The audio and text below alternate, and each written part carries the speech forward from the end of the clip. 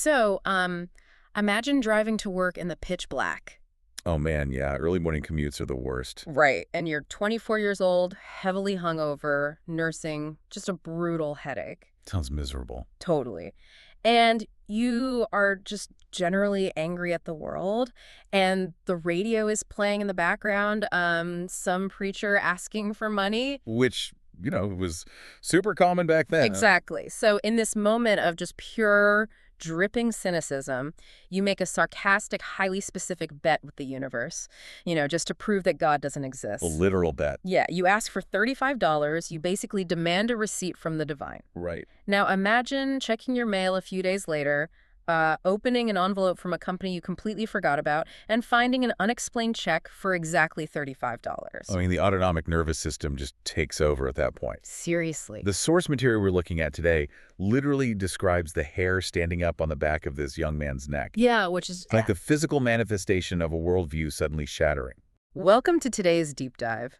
We are exploring this really fascinating collection of sources under the title Romans Road, From Darkness to Light. Yeah, it's a great one. It really is. So we're looking at a deeply personal, autobiographical account of this exact scenario, like this incredibly unexpected conversion. Right, and alongside that, we have this poetic breakdown of a scriptural path known as the Romans Road, which was written by Randy Johnson. Yeah, and a really profound theological exploration of human agency versus divine intervention. We are essentially putting the mechanics of belief under a microscope today. I like that way of putting it. Yeah, I mean, the author is basically forcing us to ask how profound, sudden life change actually happens. Right. Is it just intellectual persuasion, like someone presenting a better logical argument? Exactly. Or is there some external, perhaps even divine mechanism at play that actually alters how the human mind perceives reality? And that is the mission for today. We're going to unpack this dramatic real-life story of personal transformation, dissect the specific logical arguments that triggered this massive change, and then wade into the deep end of the theological implications the author raises about the human mind and free will. It's a lot to cover. It is, yeah. So let's go back to February of 1980, Houston, Texas, early morning commute. The setting is really crucial here, I think. How so? Well, because it grounds a highly spiritual discussion in the visceral, mundane reality of everyday life. We aren't in a monastery or some grand church. Right, we're in a car. Exactly. We're in a car in the dark with a guy who is characterized in the text as a sad and angry man. Yeah, the text paints this picture of complete physical and emotional depletion. Like he's drinking heavily, he's super cynical. Why do you think that specific state of mind is so important to the narrative the author is building? Well, think about the psychology of cynicism, especially in a 24-year-old. Yeah, it's usually a defense mechanism, right? Totally. It's a way of protecting yourself from disappointment in a chaotic world. If you expect the worst, you're never surprised when things go wrong. That makes a lot of sense. And in 1980, radio evangelism was just a massive cultural phenomenon. You had preachers constantly on the airwaves, and a common trope was the request for financial support. Ah, right, like the whole seed money thing or framing it as a test of faith. Exactly. Which brings us to the voice on his car radio. So he's listening to this broadcast by a radio preacher named Dr. F. Kenton Bashore. Right. And Bashore makes a very specific pitch. He describes something he calls his faith missionary prayer. Which is quite the concept. It really is. He tells his listeners, don't send money that you need for your families. Instead, he asks them to ask God to send them a specific amount over and above their normal income. Right, and once they get that unexpected surplus, they are supposed to send that amount to his ministry. Yeah, to a guy walled up behind layers of anger and a heavy hangover. This proposition must have sounded like the ultimate grift. Oh, 100%. It perfectly targets the specific defense mechanisms of a cynic. So he decides to call the preacher's bluff. But, really, he's calling God's bluff. Yeah. He prays. And the source explicitly notes the tone here. It says he prays sarcastically. Right. He literally says, God, send me $35 so I can send it to this cook in California. Notice the complete lack of reverence there. Oh, yeah, calling him a cook. Yeah, it encapsulates his total contempt for the entire exercise. Yeah. He isn't seeking a spiritual experience at all. He's issuing a provocation. A dare, basically. Exactly. He's putting reality itself on trial, trying to establish an empirical test with a control variable so tight that he just knows it's going to fail. And the failure will just validate what he already believes. Right. It's validating his existing worldview. Let's talk about that control variable, $35. It's an incredibly specific number. It's deliberate. I mean, in 1980, $35 isn't a fortune, but it's not a quarter you find in a parking lot either. Yeah, you don't just stumble on 35 bucks. No, it requires a transaction. It requires paperwork. It's the kind of number you pick when you want to absolutely eliminate the possibility of, like, a statistical anomaly or a coincidence. Right. He sets a trap. It's like standing outside and saying, if you're real, make a purple piano fall from the sky right now. That's a great way to put it. You know, you don't ask for rain because, well, it might just rain. You ask for the impossible. Exactly. And then he just goes about his week. The hangover fades. The sarcastic prayer is probably just discarded into the mental trash bin. Until later that week. Yes, until his mom calls him. Right. A letter arrived for him at her house from a company he had interviewed with previously, and he tells her to open it.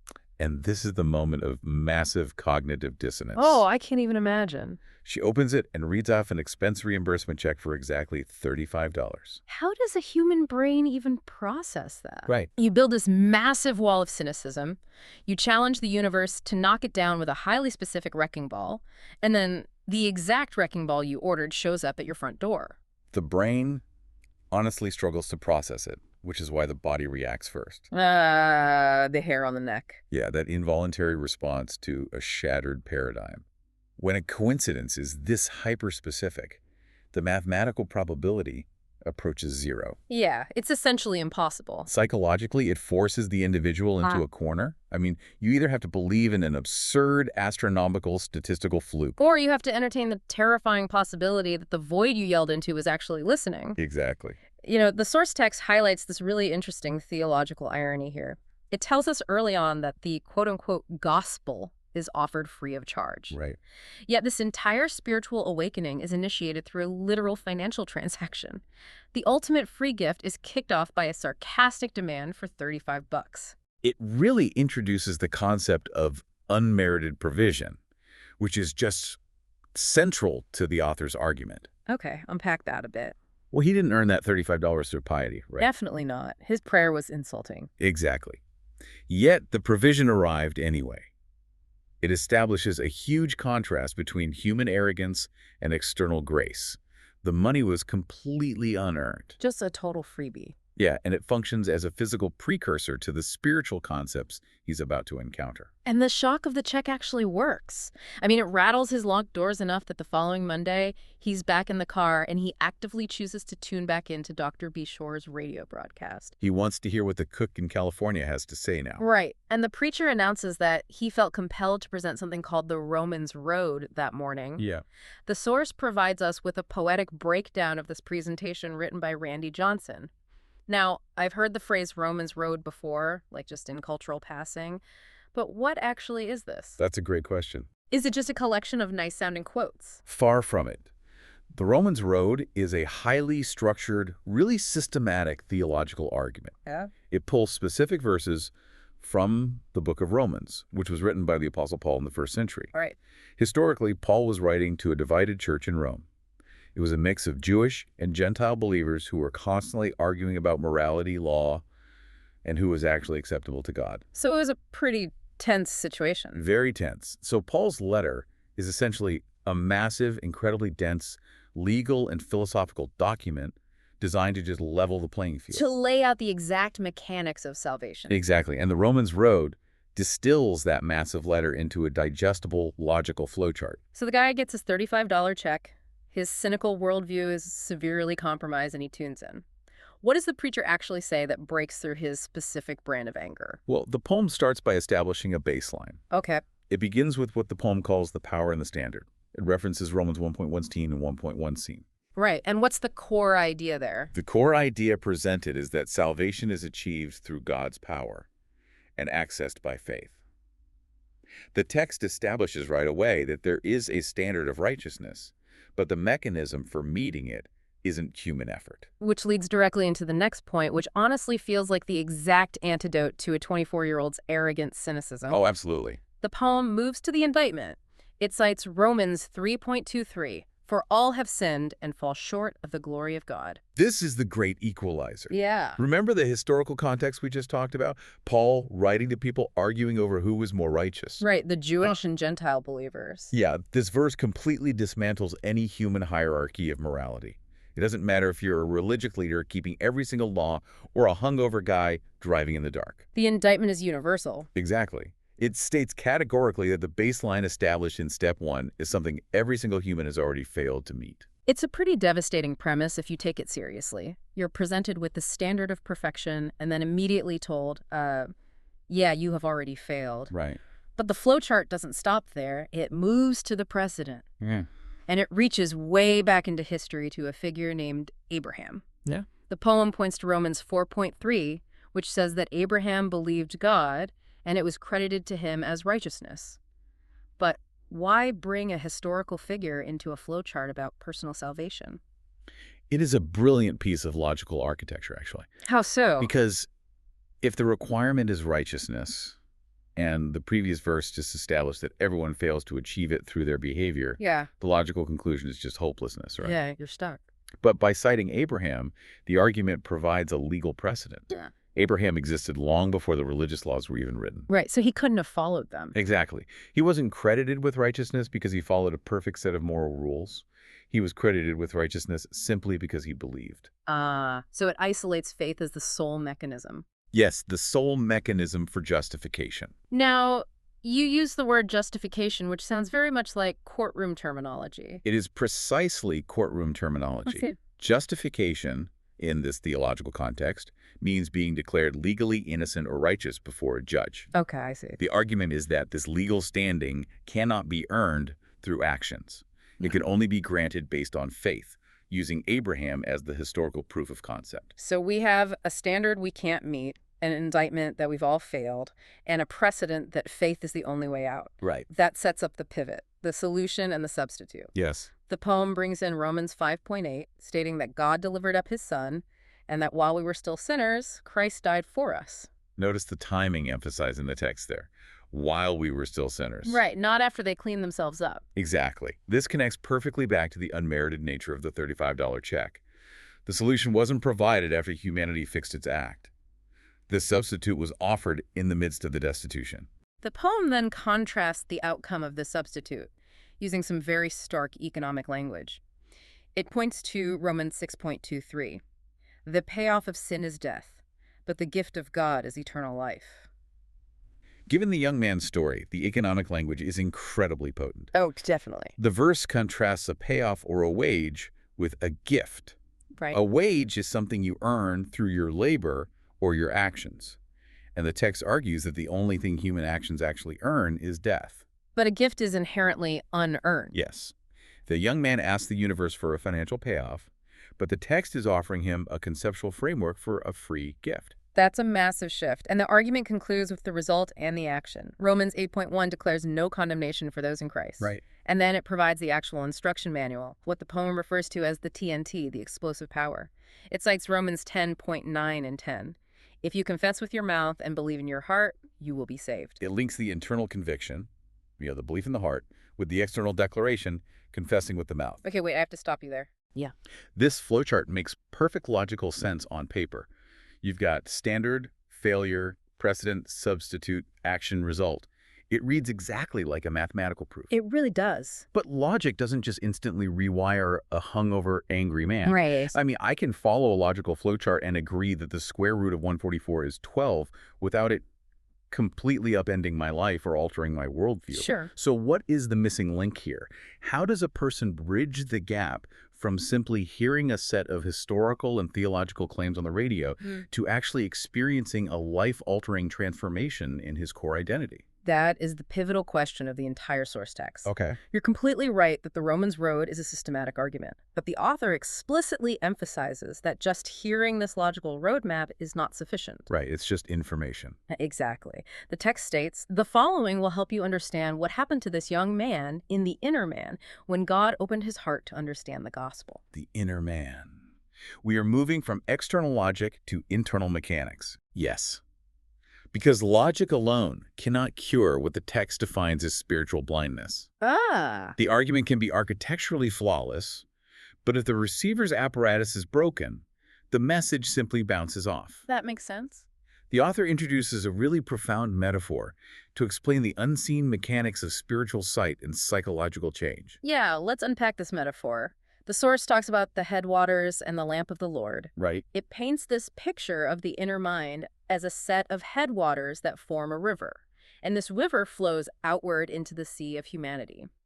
Depending on the source of those headwaters, the influence it carries into the sea either pollutes it or provides benefits. It's an ecological metaphor for human agency and influence. I like that. Yeah, our outward actions, the river flowing into the sea, are entirely downstream from our inward state, the headwaters. So you can't fix the pollution in the sea by treating the water at the mouth of the river. Exactly, you have to go to the source. And what does the text claim is the natural state of those headwaters?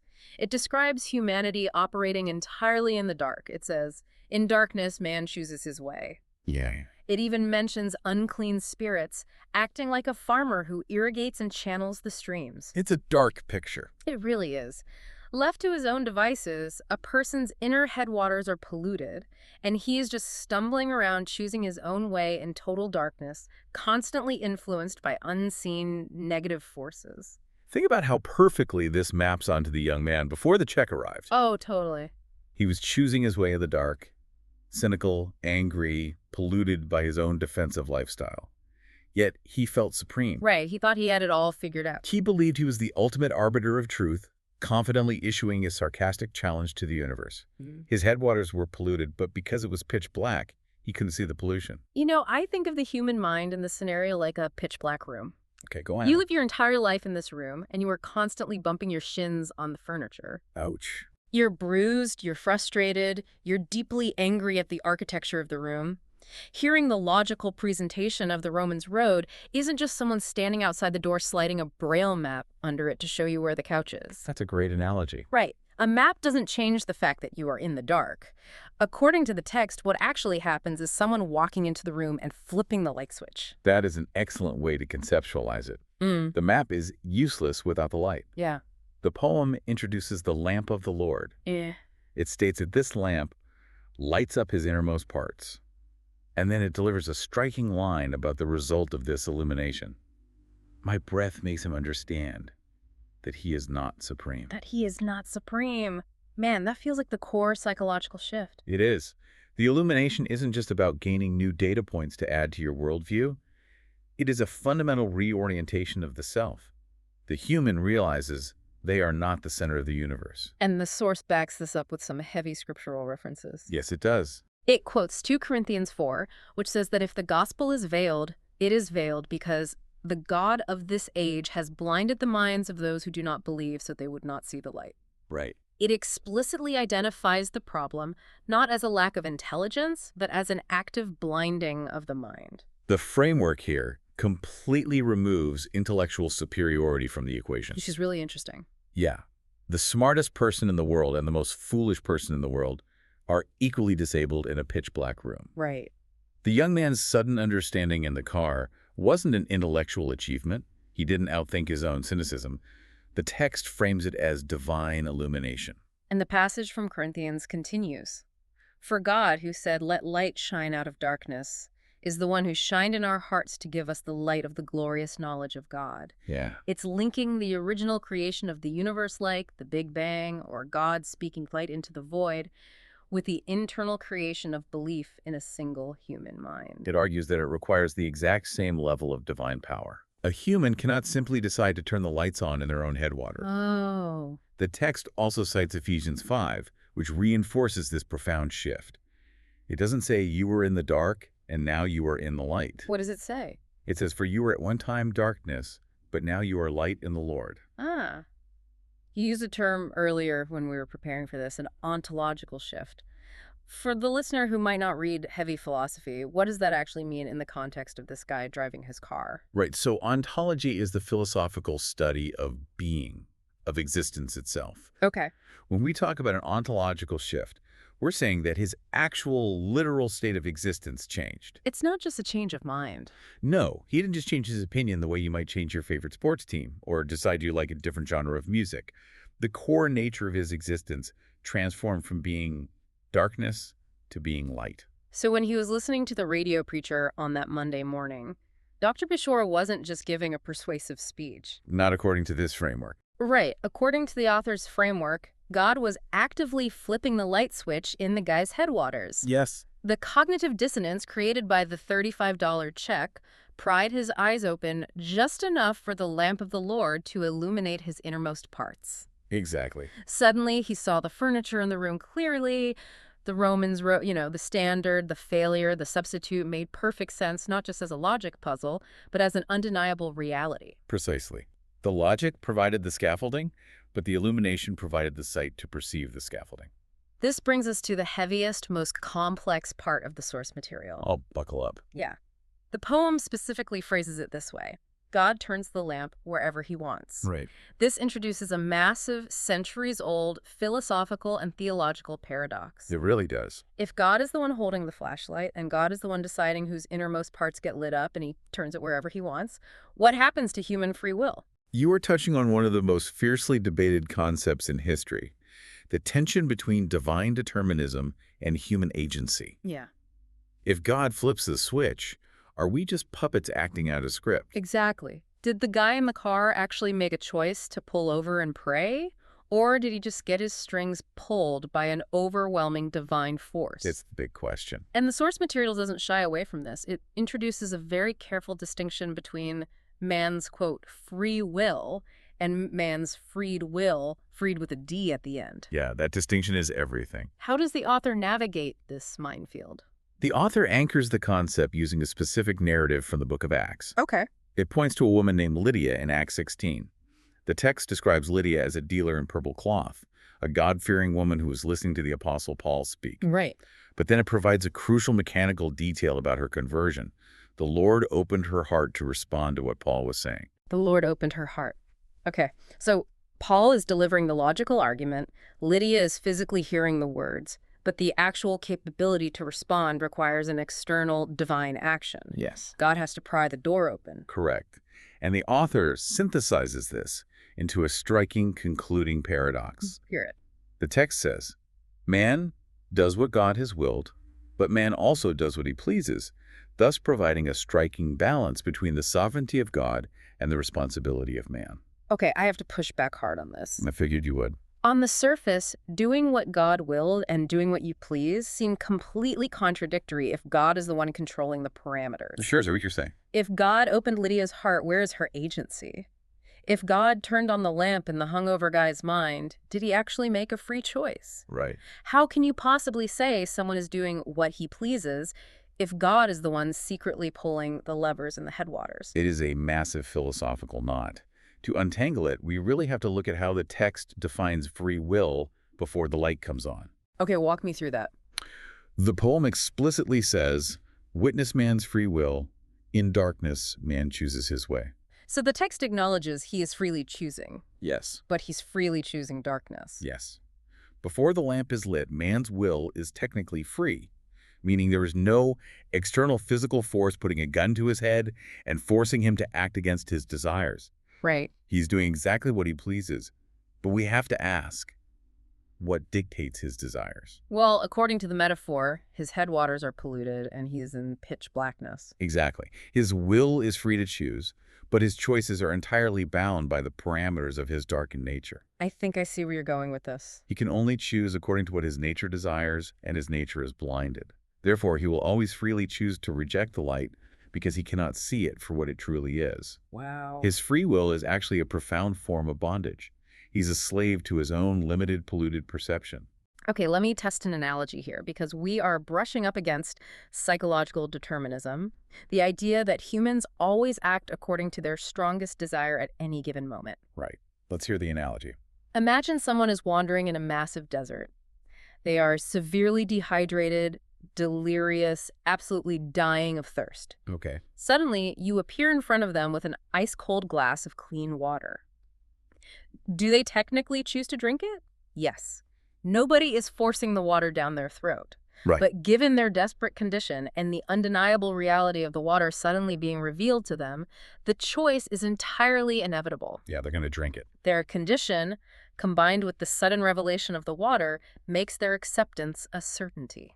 That analogy perfectly bridges the gap into the concept of the freed will. Oh, good. In the desert scenario, the person acts freely, they reach out and take the glass, but their action is determined by their overwhelming desire for the water once they perceive it. When the lamp of the Lord is turned on, when the Lord opens Lydia's heart or illuminates the young man's mind, the person is suddenly presented with the undeniable reality of the water. The blindness is removed. Yes.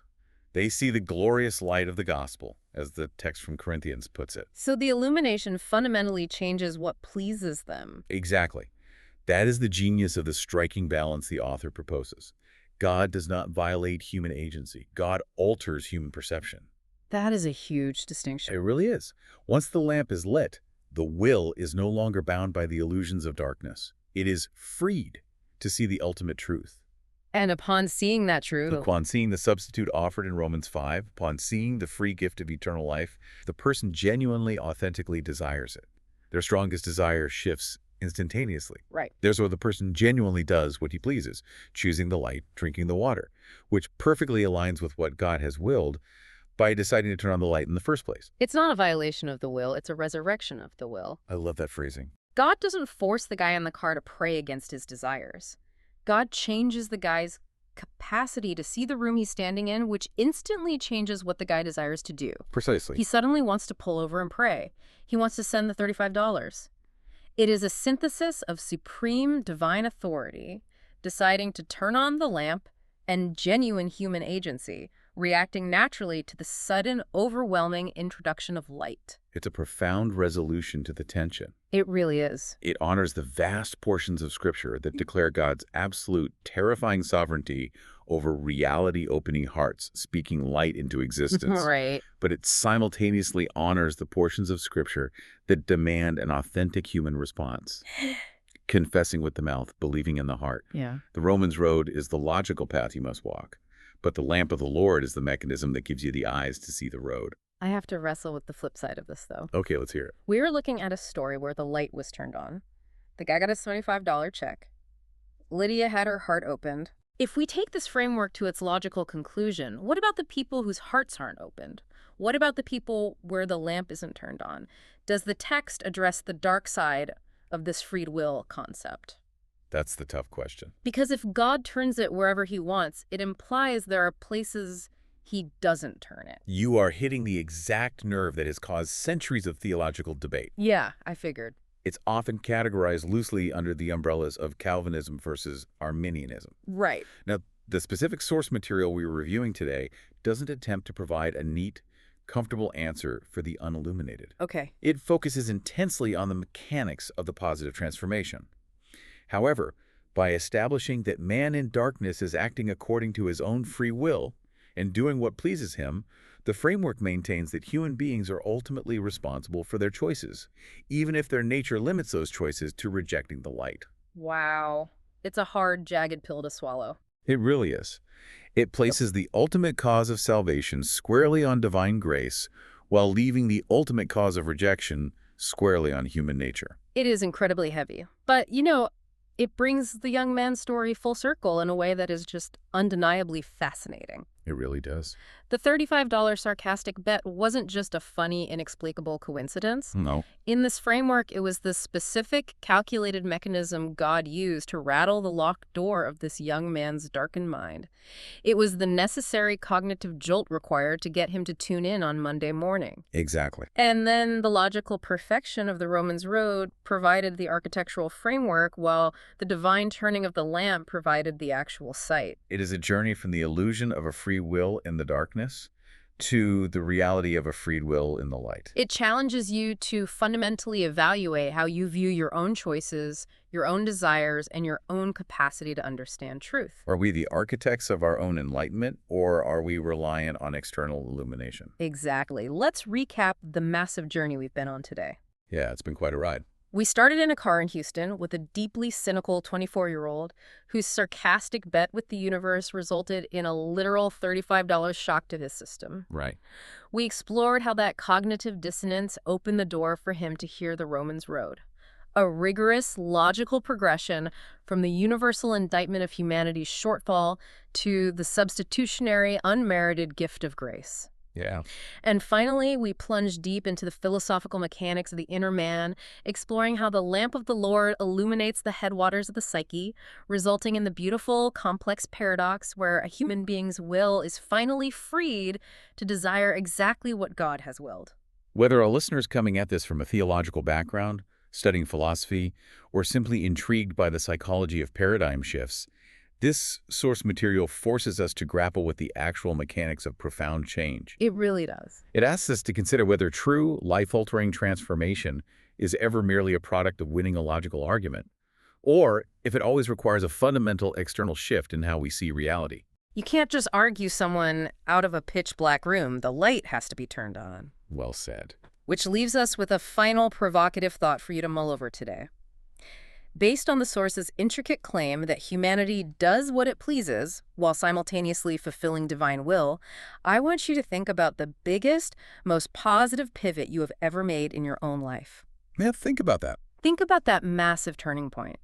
When you were standing on the edge of that decision, did it feel like you were agonizingly weighing your options to make a completely neutral, free choice? Or, looking back at the mechanics of your own mind, did it feel like a lamp was simply turned on, changing your desires instantly and making the right path suddenly undeniably obvious?